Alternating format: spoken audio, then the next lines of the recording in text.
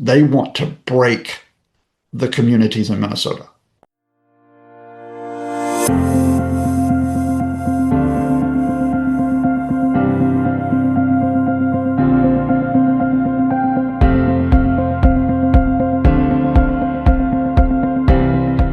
Hello and welcome back to The Focus. Tonight we're happy to have back on our show Professor Scott Lucas, Professor of International Politics at University College Dublin and editor of EA WorldView and regular commentator on Times Radio. Scott, welcome back to The Focus. Hi, John. It's a pleasure that you let me back in. A very belated Happy New Year to you all. Thank you very much, sir. Thank you. Scott, I want to start off with the United States, but not in Washington, because Minnesota has unexpectedly become a national pressure point for Trump's immigration policy, federal authority, and political escalation. In recent weeks, we've seen fatal shootings linked to federal immigration enforcement activity in Minnesota, including the deaths of Renee Good and Alex Pretty. The state now seems to sit at the center of what may be called ICE rage. What's the core story here? Deliberate political theater or something deeper? I'll cut to the chase first, John, and then we'll build back up to it. And that is Minnesota is a catalyst, but it's a catalyst for many other cases where the country where I was born and raised now has an authoritarian regime. And I know exactly what those words mean. I know how loaded they are. Therefore, I'm careful when I choose to use them. But about a year ago, and we can talk about a whole range of issues, I said that, the warning lights are blinking here about, this isn't just executive power. This is authoritarianism by a group around Donald Trump. And it's not just Donald Trump that we're looking at. And what Minnesota has done is it has crystallized this in that, well, let me give you the parallel. What you have are shock troops of the Trump camp. Immigrations and Customs Enforcement, Border Patrol, the mythical narrative around them, because this is not the reason why they really went in, is that they're sweeping up rapists and child abusers and murderers who are undocumented immigrants. Well, that's not true. What they're doing is they're just sweeping through communities and they're picking up people right, left, and center. Some of them are immigrants, some are U.S. citizens. Some of them are documented, some of them are undocumented. But a lot of them, without due process, are detained and then spirited away to other places. But of course, it goes beyond that detention. You've got beatings, you've got blindings, and now you've got the killings, including I'm talking to you on a Tuesday just after the killing of Alex Pretty, the intensive care unit nurse on Saturday, which I call an execution. It's not just killing, it's an execution. Let's start with the fact that ICE and Border Patrol are operating without proper legal authority. They're not operating with warrants. They're not operating with legal accountability. So in the killing of Renee Nicole Good, the first killing, which was first week of January, the killer, Jonathan Ross, just after he killed her, he fled the scene. He and colleagues fled the scene. Any possible investigation was compromised, and then the federal government, the FBI, Justice Department refused to cooperate with state and local authorities. So there will never be an investigation, proper investigation of that killing. And indeed, the investigation which the Trump camp have launched have been of Renee Nicole Good until a judge said, well, you can't investigate a dead person, and of her wife, who of course witnessed the killing of her partner. In the case of Alex Pretty, the killers are still on service with Border Patrol. They've been moved out of Minnesota, but they've been deployed elsewhere. There was a compromising of the scene again, where you did not properly handle what had happened after Pretty was shot 10 times. His name was smeared with the falsehood that he had brandished a gun and was, quote, a would-be assassin. So any investigation was prejudiced by those statements. And now, although belatedly, we can explain why Trump's saying, oh, maybe we'll have an investigation. There's no sign yet of cooperation between federal and state local authorities. Now, I give you that story about ICE and Border Patrol as a microcosm that this is a Trump camp and I won't say an administration, not everybody buys this in the administration. This is a Trump camp that is operating without legal authority, without legal accountability, because they do not care. The purpose of an authoritarian regime is to exercise its authority over everyone, over the judicial branch, disregarding it if it must, intimidating it if it must, disregarding Congress, threatening, intimidating, counting on lackeys. But if that doesn't work, issuing threats to keep them in line. It means not recognizing the authority of state and local governments, so exercising power over them, and of course, exercising powers over citizens where rights are expendable and lives are expendable. Now, why Minnesota as the catalyst? Authoritarian regimes don't have one motive, they have a mix of motives. And it's not like this clean line from A to B in terms of we're going to dominate, we're going to take over. I mean, that's what they try to do, but they do it for multiple reasons. The first reason in the Minnesota case is Donald Trump's vanity and his ego. And Trump has made this clear. 3 times he has lost the presidential vote in that state, legitimately. But in Trump's eyes, that must be a rigged election. Yeah. So he will screech, these people voted for me and the election was stolen. So what he will then do, and those in his camp will do, is they will target the leadership of that state. The governor, Tim Walz, Mayor Jacob Frey of Minnesota. They will insult them. They will put out disinformation about them. And then they're at the point now where they'll threaten to prosecute them. But that's not enough to explain why ICE and Border Patrol go in when a couple things here. First of all, Minnesota does not have the largest share of undocumented immigrants in the United States. I'm sure your listeners can think of a number of other states, say along the southern border with Mexico, that would have far more undocumented immigrants. But what they do have is they have a representative named Ilhan Omar, who Trump and his inner circle despise. They despise her because when she went into Congress in 2019, one of the first Muslim women, possibly the first Muslim woman to be elected to Congress, she didn't hold back in what she thinks of the Trump folks. And she was known at that point as one of the squad, including Alexandria Ocasio-Cortez. Ilhan Omar was born in Somalia. In the destruction, the devastation of that country, like many Somalis, she came to the United States to find a life. So Ilhan Omar is like the poster woman for the Trump assault. Because what they then say is, and what they've been doing for weeks before they sent in the shock troops, is they've been belittling, insulting, misrepresenting, smearing the Somali American community and Somali immigrants in Minnesota. There are about 75 to 80,000 Somalis in Minnesota. It's the largest concentration of Somalis in the United States, or one of the largest. Large majority of them, I think you probably know, are law-abiding. They've broken no laws, they've committed no crimes. There was kind of an opening for the Trump folks, though, however, because Minnesota, like many states in the United States, and like the federal government, who I'll remind you, has a man in the White House whose organization was convicted of fraud and given the heaviest fine in New York State history in a civil case. A number of places in the US have corruption issues, fraud issues, and Minnesota is one of them because of the amount of basically money that was sloshing around in the pandemic and afterwards. And I bet you've got cases in Australia as well. People that set up, basically, we'll supply food, we'll supply medical equipment, we'll supply other types of social services, and the government will support us by giving us contracts to do it. Now, Minnesota recognizes it's got that fraud problem. It's been prosecuting the fraud problem. A couple of the high-profile defendants in the fraud cases who've been convicted are Somali.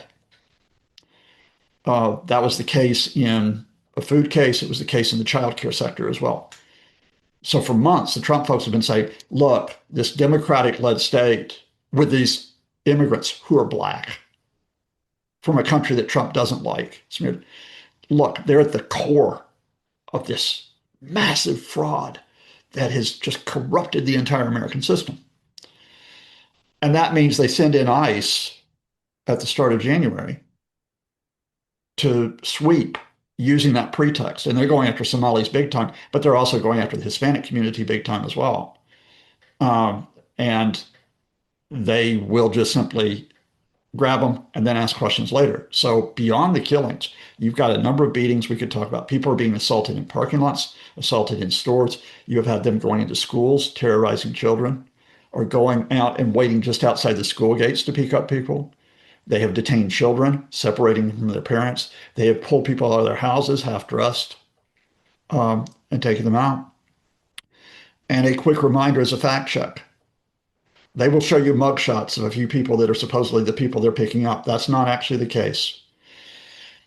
Nationally, 70% of the people who ICE and Border Patrol have swept up, 70% have no criminal record. None. Now, they may be undocumented immigrants, so we could talk about whether or not that's a crime or not, but they have committed no other offense, not even a parking offense that you can talk about. So it's not the case that there's an imminent crime wave that they're cracking down on. That's pretext. They want to break the communities in Minnesota until the leadership of Minnesota basically owes allegiance to the Trump folks. It's I don't even know what to say anymore. I mean, every morning I wake up to a new outrage coming from the United States. Mm. But the one thing that I have to ask, I just clarify something for our audience. I heard a rumor somewhere that Jonathan Ross, the person who murdered Renee Good, is now a millionaire in hiding or wherever he is because of some sort of GoFundMe by all the MAGA supporters. Now, is that just a rumor or is that real? That puts a whole different Oh, sort of horror on things, right? I wouldn't know he's a millionaire, but I'll just tell you what I do know factually about Jonathan Ross. And I'll go back to the fact that what I told you earlier is that uh, uh, just after Jonathan Ross killed Renee Good, he and a few of his colleagues who were involved in the surrounding of that car, uh, they fled the scene.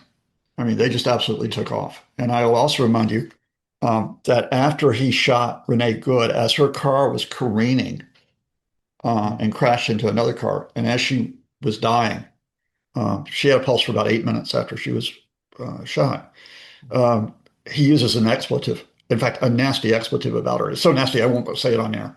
Yeah, yeah. But, as she's dying, he just utters this. It's something you wouldn't say to someone who was alive. It is so Mm. foul, especially a woman. And yet he's saying it knowing that he shot her and probably killed her. He takes off. Within 2 hours of her killing, there's cover for him because of what the Department of Homeland Security puts out as a statement, which is that she's a domestic terrorist who rammed it. Yeah. Completely false. And if you want me to, I'll go back through. I've seen every video of this. I've seen his own footage. Mm. And I can tell you that at most, he was brushed by that car. In fact, what happened is that he leaned out to brace himself on the cars that went past him, and the wheels were turned away from him. That's leaning with one hand. He's got the gun in the other, and then his foot is slipping on the ice. That's the extent of it, right? And a quick reminder, remember, Jonathan Ross fired 3 shots. One was from in front of the car, but two were as the car had passed him from the side. There was no way that car was aimed at him when he fired shots 2 and 3. Yeah. He's taken away. ICE put him somewhere. We don't know where. They come out with a story that he's the one who's threatened, right? When he is named, he has been supposedly doxxed and threatened. There are the GoFundMe pages that are set up for him. I do not know how much they have raised yet. And I do not know, that where, if all the money's gone to him and all that. But I will say to you right now that it is part of a broader process, which was summarized by the head of Border Patrol, Gregory Bavino, on Sunday when he was asked about the Alex Preddy execution. And he was being really asked to say something about the victim here. Well, that's right. And his response was, Border Patrol are the victims here. Yeah, I saw that. I mean, Right? shocking. So Jonathan Ross is supposedly the victim here, right? Yeah. And part of that is because of the story, and it is a true story. I mean, we talked story Mm. where he was dragged by a car. He put his arm inside a car trying to seize somebody in a car. The person took off, and they dragged him, and he had to have stitches in a leg, right? And so the narrative comes out that he's, to try to rationalize why he killed Renee Nicole Good is that he supposedly was traumatized by this incident. That's what you do. When your people are caught to the point of murder or killing, you protect your people by trying to change the narrative. That's the starting point.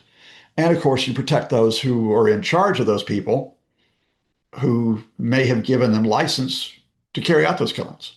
So, Scott, I've got to ask the question. People have been talking about the fascist moment in the United States, but have we already crossed the Rubicon on this? I mean, what we're seeing is atypical of the United States domestically. No, And again, spinning out of that, at what no, point does a crisis like what we're seeing in Minnesota risk turning into, I don't know, some sort of civil war spark, if you will? right. I mean, first, I don't use the word fascism, and I don't use it because it's so politically loaded Yeah, that it gives your opponents because they can go and say you're exaggerating. It's not like 1930s Germany, et cetera. And 2026 United States is not just like 1930s Germany. correct. But you go to the elements of what's happening now and build it up. Say, well, what is happening in terms of the government, in terms of the system, and in terms of the relationship with people? And does that constitute, what is the nature of that power that takes place? And that's why I use that word authoritarianism, Yeah. which is a word which also could be applied to Hitler. It could be applied to Mussolini's Italy. It could be applied to Stalin's Soviet Union. It could be applied to some current regimes in other parts of the world today. But in the context of the United States, what are we talking about here? Stephen Miller, who is probably the most important advisor who does not hold an elected or a cabinet post, the key driver behind this crackdown on immigrants, asylum seekers, and refugees, but also the key driver for unlimited executive power, has effectively come out and said that they have absolute authority. Miller's out there talking about it, doesn't recognize any bounds on it. From Donald Trump's, it may be erratic behavior, chaotic behavior, uh, sometimes unpredictable, that some of it is he doesn't believe there's any check on his power that takes place. J.D. Vance, including over the weekend, has said that there is no effective reason for the executive to obey legal constraints on what they do here. I mean, he's tried to justify day-to-day raids. Oh, sorry, door-to-door raids in Minnesota, right? We don't need a warrant. We don't need a judge to sign off on a warrant. They didn't believe they needed authority when they went in and gutted government agencies at the start of last year. And you remember that. Yeah. They don't believe that they need legal authority when they threaten to seize territory from another country, Greenland. They don't believe they need legal authority when they kidnap the president of another country, Venezuela. They need to have legal authority when they threaten the prosecution or persecution of those politicians, those activists they don't like. They don't believe they need any of it. They just can go out and do things. Now, that's what has to be recognized because the thing overnight, John, so on Monday night, US time, and a lot of the news media are picking up on this, Donald Trump did face some pressure from within the Republican Party, and we can explain why in a moment if you want to go back, because it was so blatant, not only how Alex Preddy had been executed, but how his people had lied about it and then not investigated it. So he's pulled back a bit and said, okay, I've talked to Governor Walz, I've talked to Jacob Fry, and, we'll see if we can cooperate and so on. Right. Point here is that an authoritarian regime cannot step back. The moment that an authoritarian regime steps back, then it has acknowledged that there are limits on its power, right? So the Trump regime cannot step back in the face of court decisions. Now, they still will work within the system on some of them, they'll appeal them, but ultimately they will not obey them. And there have been a series of cases where they've been told to halt or limit the deportations, and they have simply ignored that. They, at this point, are shielded in Congress by a Republican majority. They will hold out. If they ever have to face a Congress that challenges them, though, they'll try to figure out how to push back on that where they don't have to obey that authority as well. And of course, they certainly don't believe they can be constrained by state and local authorities. We'll just take your federal money away from you. The second part of your question is, does that mean civil war? I just want to go back to Minnesota, and I want to highlight this because I think it's important both to cut through disinformation and also to talk about possibilities here. What I've been struck by in Minnesota from the second day, Renee Nicole Good was killed on the second day of the ICE deployment. They'd only been there 2 days. I mean, people were absolutely stunned in Minneapolis. Governor Walz, Mayor Frey went out there and they gave these impassioned addresses where on the one hand, Jacob Frey, this is the one, to ICE, get the F out, get the F out of our city. But on the other hand, he and Walz made it very clear that we know you're angry, we know you're upset, but please protest peacefully. If you do not protest peacefully, if you turn violent, it gives them the excuse to come in even harder on you.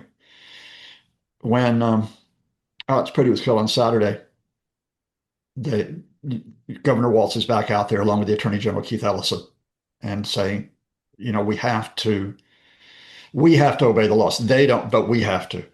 We have to here because if we don't, then the excuse is there for them to come in even harder. And if you look at those Minnesotans, in the face of the fact of the threat that they're facing, they could be beaten, they could be, we now know, killed. They're coming out in those freezing temperatures, and they are almost all peaceful. I have yet to see, and I will ask any of your listeners to come out, show me a video, point me to a video where they call themselves protectors, by the way, not protesters, protectors of these communities instigated violence against the shock troops. Show me those, right? Because I've yet to see one that's taken place. What I've seen effectively what are neighborhood watches, trying to protect the community, where they will come out, they will honk car horns, they'll blow the whistles, they will film the shock troops, they will heckle the shock troops sometime, but all of that's perfectly legal behavior, absolutely perfectly legal behavior. That's a tribute to people in Minnesota, first of all. I mean, because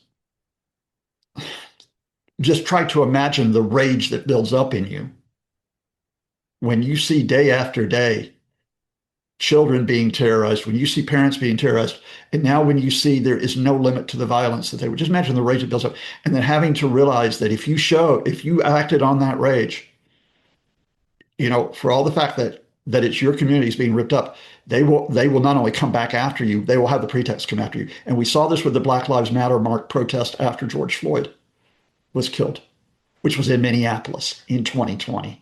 Sorry, Scott, it would take an enormous amount of self-discipline, communitarian self-discipline, to continue down this road when you're being, Yeah. continually bombarded by the monstering of the ICE authorities.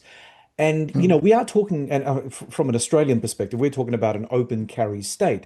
So it's not just, the MAGA rednecks running around with firearms. Mm. It's also everyone else who's legally obliged to, who wants to have a firearm. So it is a potentially a huge, but, fire starter situation if someone just loses their proverbial and reaches into their open carried weapon, and that would be the end of it, really, wouldn't it? I mean, in terms of Oh, it's going to, I'm just trying to tell you where we are, and I'm absolutely on board with it could happen. You could have a demonstrator protest. I mean, Alex Preddy, remember, full fact in the record, had a gun on him, but he yeah, had a legal permit to carry the gun and it was in his waistband, right? correct, correct, But it is the case that as they remember that Alex Preddy intervened because they were beating and pepper spraying a woman, yeah, something that a lot of the reports don't mention. Now, in that moment, he chose to intervene by filming. But what if Alex Preddy had pulled that gun to defend that woman against it? Yeah, and there you go. yeah, What if there's the old-fashioned term, agent provocateur? What if there's someone that infiltrates the protest and to make the protest or the protection look bad, they open fire? mm, So we are absolutely on the knife edge here. I realize yeah, that, yeah, but I'm trying to hold open the idea of, look, there's a responsible level here of so far with what's happened with those who are facing this invasion and where they have gone with it. And I think Waltz knows this. I think Jacob Frey knows this. I think a lot of people know this. I think people in the community know this. If they give a pretext, Trump may invoke the Insurrection Act. Now, the Trumpists have threatened this. This is an act from the end of the 18th century. And if I remember my history at case, it was like after the American Revolution and we got freedom from the Brits, then you had the French Revolution. And everybody's worried about, all the violence that could occur in various countries. So you have the Insurrection Act, which is that the U.S. can deploy its own military to quell a domestic rising that takes place. Now, the best case for invoking the Insurrection Act, remember, was probably on January 6, 2021, Yeah. when there was an actual insurrection. But of course, Donald Trump's not going to order that against the people supporting him. What's happening now is if you get any pretext from people in Minnesota who attack the shock troops, you bring in the Insurrection Act. Mm. And now you've got U.S. military, not just National Guard. The National Guard have been on the streets of Washington, D.C. You might remember they were deployed out in L.A. They largely did things like stayed out of the really significant areas. They went into low crime areas and they just like hung around. Mm. This is different. U.S. military going on there. Because I'll also give you what could have been another flashpoint the other night. So on the one hand, I'm saying, look, so far we've avoided it, but this is what the authoritarian moment brings you. In the aftermath of Alex Preddy being killed, Tim Walz, the governor, mobilized the Minnesota National Guard, which that he controls them, not not the Trump camp, and they were there to protect federal facilities, right? Because when protesters get angry, one of the first targets they go after are the federal buildings that take place. There was no attack on the federal buildings. National Guard deployed. They then, although they're around, they then pulled back out of that. Well, let's say that the shock troops have been around, ICE and Border Patrol, and for some reason they get into a clash with the National Guard. That's the potential is there. There are two, but again, I am going to come back to this, John. I'm very wary about going down that road and saying civil war because look, there is a level of discourse on social media in particular that already takes us to that point, right? And if we reach that point, which would be, the first time that it is already the most serious crisis since the end of the Civil War in 1865. But you can imagine in 2026, with the type of weapons you've got, with what happens in one of the world's largest countries, what the potential is. So there's that level on social media. I always want to try to bring it back to factually where we are below social media. And I will come back and say also that Minnesota is a very diverse state. It's got very conservative element. It's got a more liberal element. It is what we would call a purple state but it has a very strong progressive tradition. So if you go back to the late 19th century, early 20th century, and carry it forward, big place for union rights, big place for labor takes place. It, out of that tradition, has that idea of community and of a progressive community. And that's what Minnesotans are hailing back to. There's a fantastic article by Robert Worth in The Atlantic that just dropped, I think, yesterday. And Robert Worth details how for a year there have been groups in Minnesota, community groups, who have been preparing for this by giving training for people in the communities. What do you do when you have these shock troops come in? And that's been really important for a reason that takes us even before we get to civil war. The Trump folks right now have been cornered by the lie over Alex Preddy. And that's why there is some pressure on them, more pressure than after the Renee Nicole Good killing, which is compounded by the fact that the funding of ICE, there has to be a decision made on it by Friday because the government funding bill has to be passed by then or else it's a shutdown. The Trump camp, therefore, are counterattacking by trying to declare that all of the protectors of the communities are radical outside agitators paid by groups like George Soros and Open Society. It is absolute, and now I will use a word, and you can censor me on it. It's absolute bullshit. And I'm going to tell you why. I know I'm kind of freewheeling a bit here. I'm going to tell you why in a moment by jumping to another country. Whenever an authoritarian regime is under pressure because of something that they have done, they will stigmatize their own citizens. They will portray those citizens as being enemies of the state, enemies of the authority. And that's what they're doing with those people in Minnesota. They have not been given the pretext that these people are violent. So what they will do is they will argue, oh my gosh, they've all come in from elsewhere. The word communist is being used. And they'll invoke these bogeymen like George Soros, who's globalism, who's also Jewish, by the way. Is everyone's bogeyman? Is everyone? Yeah. Well, that's going to be my next point, John. And I'm going to tell you what's up. So I'm covering this Minnesota case as it flares up just after I've been covering the Iran case. Because as you know, I covered Iran for many years. Yeah. And we have just come through a phase in Iran with the most serious protests since the rigged 2009 election. And it started December 28th. It was over economic conditions. Then on January 8th, it got so serious because now it wasn't just over economic conditions. It was a demand for political rights. It was a demand for justice. It was spread across Iran. The regime in Iran cut the internet. They blacked out the country. And then they unleashed, especially in the next 2 nights, absolute terror. It killed thousands of people. Absolutely killed, just lay them out. We now know through some investigative reporting that's come out through a few sources, the supreme leader said any means necessary for that killing. Now, why do I tell you that? To justify that mass slaying. And it just so happens, a former friend of mine, a story I'll tell you some other time, is the chief English language propagandist for the regime. You'll see him all across media in English. His name's Syed Mohammed Randi. They will say these protesters, demonstrators in Iran, they are working for the US and Israel. They're working for outside countries. They are funded by Soros. They use Soros as a bogeyman as well, right? Mm-hmm.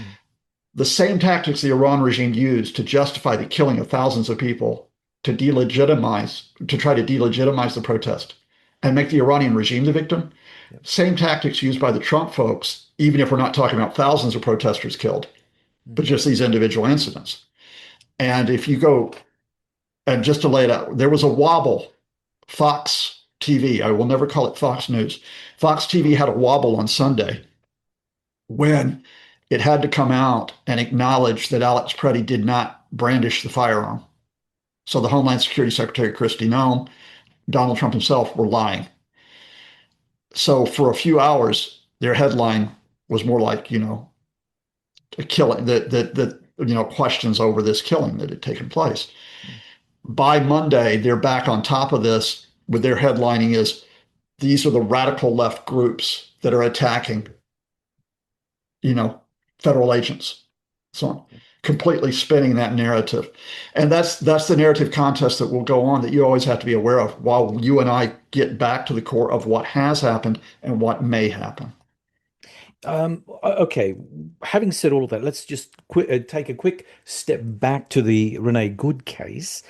Do you think Trump, in some bizarre fashion, may have done a bit of a double take when he found out that Renee Good's parents, because you mentioned that Minnesota is a purple state. It's not blue, it's not red, it's purple. So Renee Good's parents apparently were Trump supporters. Was this something that caught Trump by surprise? And is this something that now with the Alex Preddy death, I mean, I hate to load it with or front load that with anything else, but do you think that maybe Trump will do something to try to get on top of this somehow? Because he could end up sparking MAGA supporters within Minnesota to turn against him if, not even people, children of MAGA supporters who may not be MAGA, end up getting targeted and killed. Yeah. They had a messaging problem with Renee Good from the start because she wasn't black. And I'm sorry to be so blatant, but if you think back to George Floyd in 2020, and remember the difference between the Floyd and Good cases here. The people who murdered George Floyd were prosecuted and convicted. Yep. So there was a proper, did not happen in the Renee Good case, but there was a messaging problem for the Trump people because she's white and middle class. Well, she was a lesbian, though, well, I'll get to that because she and her partner Becca, they had dropped off. Renee Good had, I think, 3 children from a couple of previous marriages or previous relationships. Her husband had died a couple of years ago. They had a 6-year-old who they had just been dropped off at school, and so she and her partner stop as observers of this, and they observe ISIS sweeping out protests. So there was an immediate problem. It says, "Oh God, we killed a white woman, right? What are we going to do?" Well, that's when, And you've just actually referred to it. It was not just the narrative she tried to ram. It was a complete lie. It was she's a lesbian.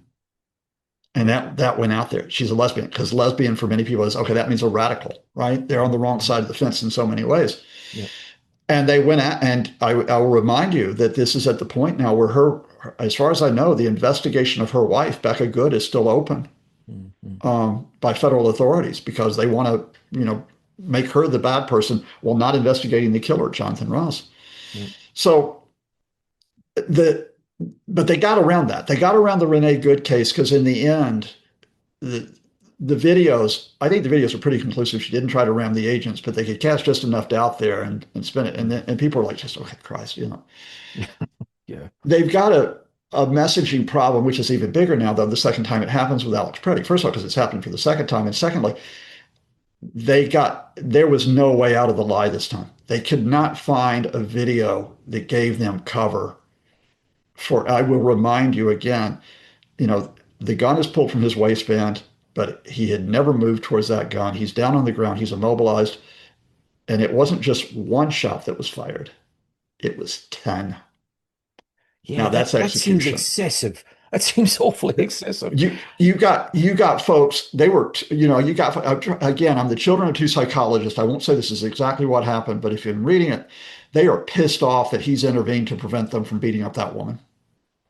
They're absolutely pissed off. They were upset with him before that because he was filming them, Mm. right? And you can go back and see video of there's a bit of an encounter over that. So they're really pissed off with him, right? Mm. As soon as he makes a move in to intervene, and again, no legal accountability. In the heat of that moment, they think they can do anything, right? And they're ramped up to do something. They also were ticked off because the guy they were chasing that started all of this, an undocumented immigrant, got away. Mhm. So they were pissed off on a number of fronts. So now the narrative falls apart from the administration that he was a would-be assassin. And so that was on Saturday. So we get to Monday night where Trump is under pressure, I think, for the first time over the shock troops. There were only a handful of Republicans that came out over the weekend and said, we have to have an investigation, or in some cases, we need to reconsider what's happening here. There were 4 senators that came out. Now, 3 of the senators, and remember, there are 53 senators. 4 of the senators, Tom Tillis of North Carolina is retiring. Lisa Murkowski and Susan Collins of Alaska and Maine have criticized Trump in the past. In fact, they were the ones we were watching as to whether he might get convicted in the impeachment trials. The 4th is Bill Cassidy of Louisiana, who's very conservative. I've got respect for Bill Cassidy, but he usually takes the Trump line. But he came out and he expressed serious doubts about this. There were some representatives who've come out, however, including the chairs of 2 committees. There's a chair of the Oversight Committee, James Comer, who's very, very defender. In fact, only a few weeks ago, Comer was having hearings to try to trash the Democrats in Minnesota over the fraud case. But Comer came out and said, perhaps we need to redeploy ICE elsewhere. And then there's the head of another committee who is actually now talking about he may actually call hearings on this to determine what has happened. Trump and his camp got a bit of a problem now, right? Even though it's just a handful, what if this spirals? Especially, as I mentioned, because ICE is one of 6 agencies in a funding package, and you have to pass that by Friday or government shuts down. Yeah. So the Democrats are saying, take ICE out of that package, fund the other 5 agencies, don't fund ICE at this point. We need to review what's happening here.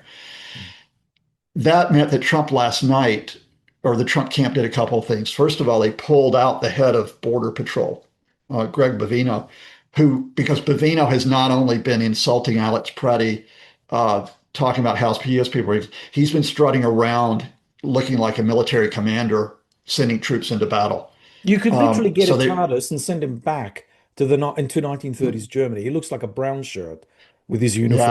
again, Come on. me being careful there. You said that, not me. You being careful. I did say So that, they and I'll pull. stand by No, that. I accept that. I Yeah. could not possibly comment, Yeah. as they say on one of my favorite series. The They replace him with Tom Homan, who's the head of ICE. Now, Tom Homan's compromised. Tom Homan is absolutely as nasty in his rhetoric as Bavino or as Kristi Noem, Homeland Security person, is as well. But he's someone different.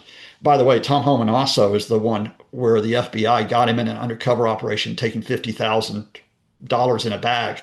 But then the Justice Department decided not to prosecute. I'll leave that one on the table. Yeah. They'll send Tom Homan in as a new face to go up there into Minnesota. But then Trump did talk to Tim Walz, the governor, and he talked to Mayor Frey last night. And Walz comes back and said positive, constructive conversation, talking about cooperation with local, state, federal authorities. We'll see if that holds, right? Mm. If that holds, you know what I said earlier about authoritarian regimes can't retreat, but it is a step back, even as the administration continues to push the disinformation, continues to tar the left, Democrats, radicals, anyone else they can try to blame. I think, in other words, Trump administration is trying to buy itself just a little bit of public space because they lost the New York Post. Mm. It's one thing if, the Washington Post, the New York Times comes out and criticizes them. Um, the Wall Street Journal, which is very conservative but considered quality, I have mixed feelings about that. But Wall Street Journal came out and said there's real issues here.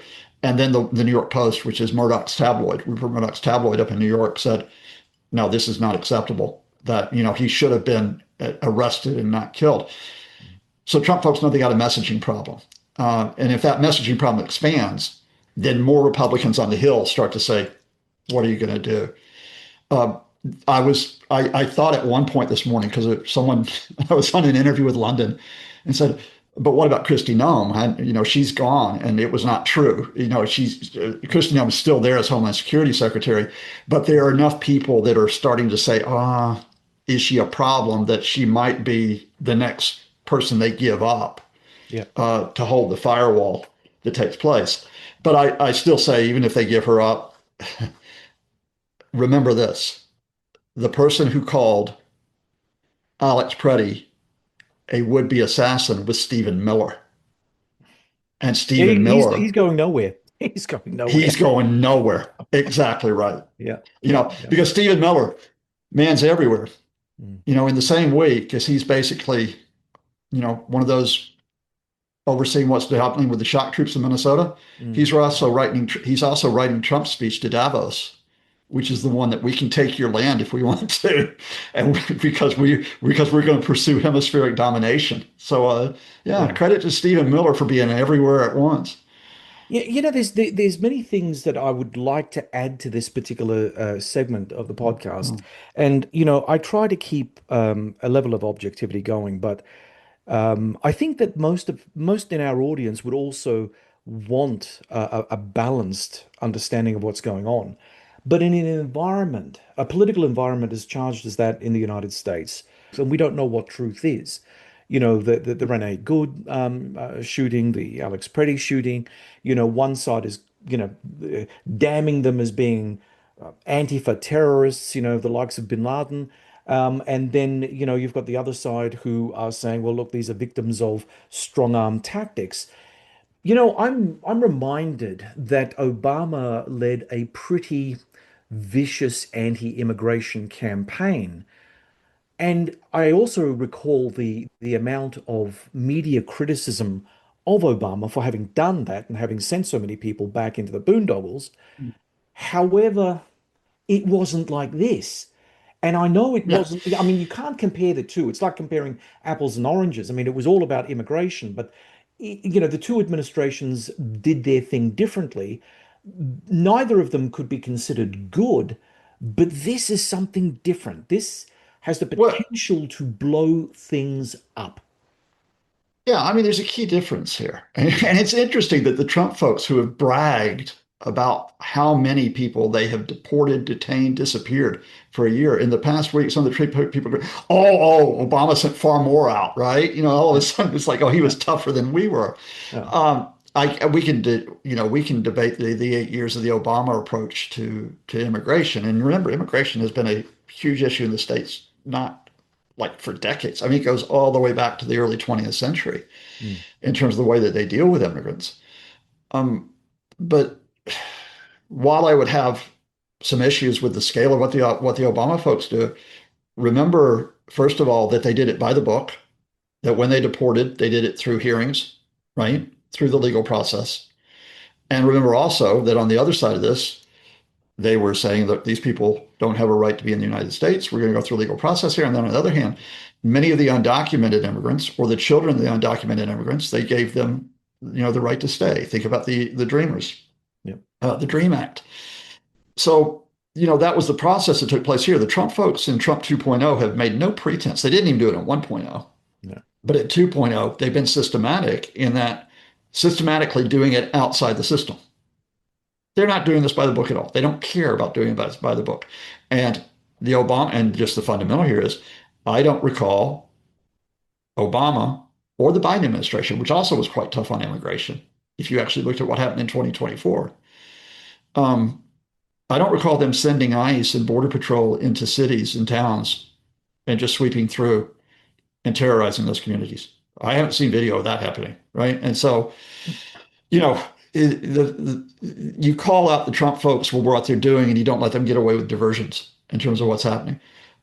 Just a heads up, John. I've got to jump in about 5 to go to another pod. So Okay, if we have to okay, go to a okay. part two, if we have to go to a part two, we go to a part two. But yeah. Yeah, I think we'll have to go to a part two because I've got a whole bunch of stuff from Oh, things that are not domestic US related, but we can actually just finish this section off because, I mean, it's yeah, fascinating and terrifying at the same time.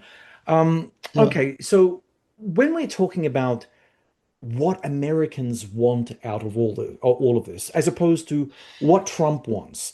There's obviously a disconnect here, right? So on the yeah, one side, Americans, average Americans, non-voting Americans, were always worried about immigration. Now, Trump's managed to position himself in such a way as he is the strong man to deliver, yeah, peace and security for average, dare I say, white predominantly Americans, so they don't have to fear walking out on the streets. Like he keeps on saying, mm, Washington, D.C. is now a paragon of virtue. You can walk to a restaurant and have a meal, whereas before you were being shot off the street by all sorts of ne'er-do-wells.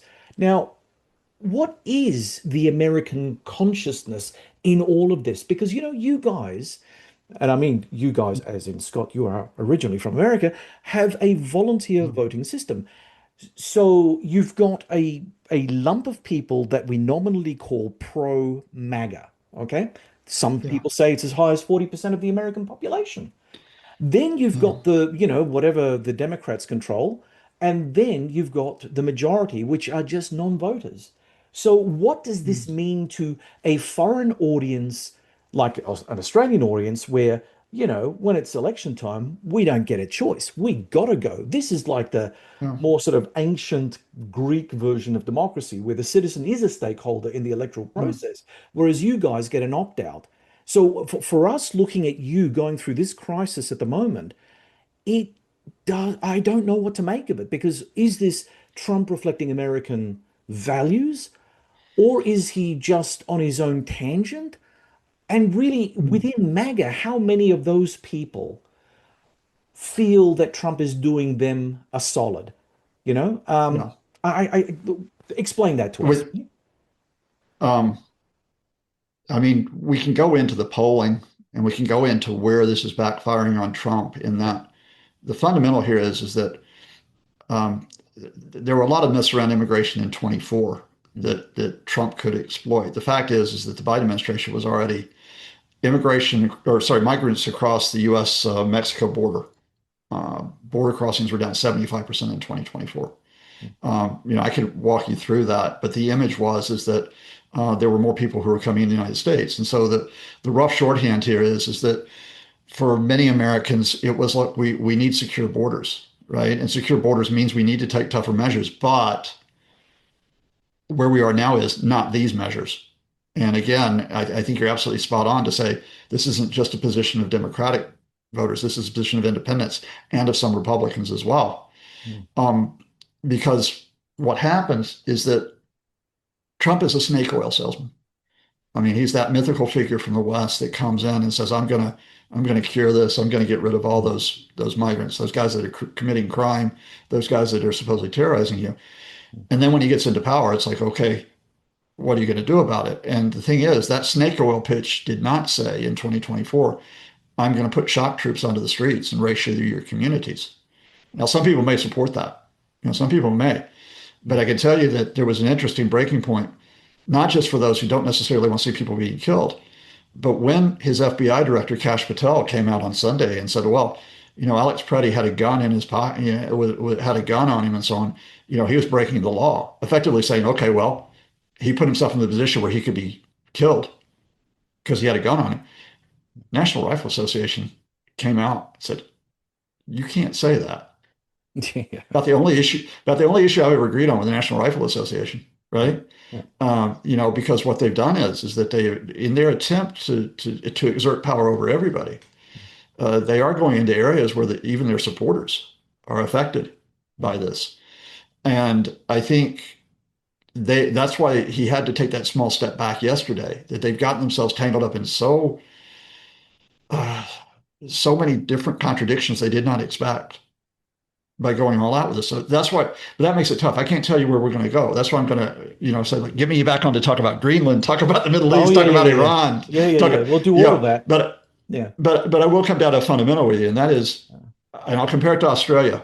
It's my takeaway. Like you guys have had your issues around immigration as well, Oh, sure. right?